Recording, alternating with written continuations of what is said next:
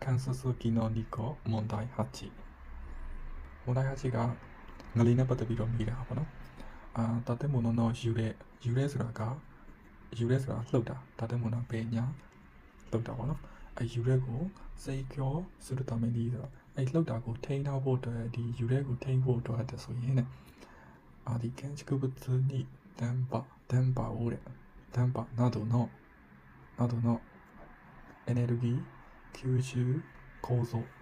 吸収構造を取り付ける工事を何というかအဲ့ဒါကိုဘယ်လိုခေါ်မလဲတဲ့ဆိုလိုချင်တာကအစာအုပ်တွေကငလျင်တွေပါတွေလှုပ်တယ်ဆိုရင်လှုပ်တာပေါ့နော်အဲ့လှုပ်တဲ့ချိန်မှာ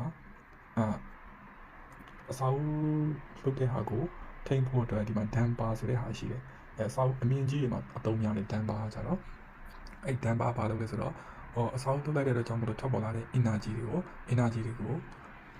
ဒီစုပ်ယူတဲ့ကိုယ်ဆိုပေါ့နော်ဒီမှာ Q ဆိုပြီးတော့ Q ရှုလုပ်တယ်ပေါ့နော်အဲ့ energy ကိုစုပ်ယူတဲ့ကိုယ်ဆို system ဖြစ်တာပေါ့နော်အဲ့ system သုံးတဲ့ဟာကိုလည်းဘာလို့ခေါ်လဲဆိုပြီးတော့မိတာသူကခေါ်ပေါ်ကိုမိတာနော်ဘာလို့ခေါ်လဲဆိုပြီးတော့မိတာဖြစ်တဲ့ကြောင့်နံပါတ်1ကကျတော့စေရှင်ကိုကြည့်ဆိုတာ vibration control vibration တောက်ကောင်းမှုကိုထိန်းတာပေါ့နော်နံပါတ်2ကတိုင်းရှင်ကိုကြည့်ဆိုတော့တိုင်းရှင်ကိုကြည့်ကလည်းဒီငလျင်တွေကိုခံနိုင်အောင်လုပ်တာပေါ့နော်တိုင်းရှင်လုပ်တာနံပါတ်3ကမန်ရှင်ကိုကြည့်မန်ရှင်ဆိုတာလှုပ်ရှားမှုကိုပေးတာပေါ့နော်ဒီမှာ base isolation လုပ်တယ်လို့ခေါ်တယ်နောက်ကကျတော့ဟိုကျောကိုကြည့်ဆိုတာကreinforcement လုပ်တယ်ဆိုတာကထပ်ပိုးလာပေါ့နော်ဥပမာဘယ်လိုမျိုးလဲဆိုတော့အရင်ခေတ်ကစောက်တဲ့အစာအုပ်တွေကအခုခေတ်နဲ့ဆိုရင်သူတို့ရဲ့အစာအုပ်ဥပဒေပေါ့နော်အစာအုပ်ဥပဒေ building law တွေကဒီနေ့မတူထပ်ပြီးတော့ပြောင်းလာတယ်ဆိုတော့အဲ့ပြောင်းလာတဲ့ပုံမှာအခြေခံပြီးတော့လွန်ခဲ့တဲ့နှစ်20-30ကတော့အဲ့ချိန်ကရှိတဲ့ကုတ်တွေဟိုဟာဒီနဲ့ဥပဒေတွေနဲ့ကအဆင်ပြေပေမဲ့အခုလက်ရှိရှင်နဲ့အဆင်ပြေတော့ဘူးဆိုရင်အစာအုပ်ကလည်းအရန်ဟောင်းနေပြီဆိုရင်သူ့ကိုထပ်ပြီးတော့ဘေးကနေပြီးပိုးတာတော့အဲ့လိုဟိုတိုင်ကဒီလောက်ပဲရှိတယ်ဆိုရင်အဲ့တိုင်ကိုဘေးကနေပြီးတော့ concrete တွေပတ်ပြီးတော့ပိုးလိုက်တာလို့ဒီမှာကိုတန်နေထည့်ပြီးတော့လေအဲ့လိုပုံစံမျိုးလုပ်တဲ့ကိုကြီးတွေရှိတာပေါ့နော်အလုံးမျိုးစားတွေရှိတယ်အဲ့ဒါဖြစ်ပါတယ်အဲ့ဒါဆိုတော့ဒီပုတ်စာမှာဒီ3ခုကနည်းနည်း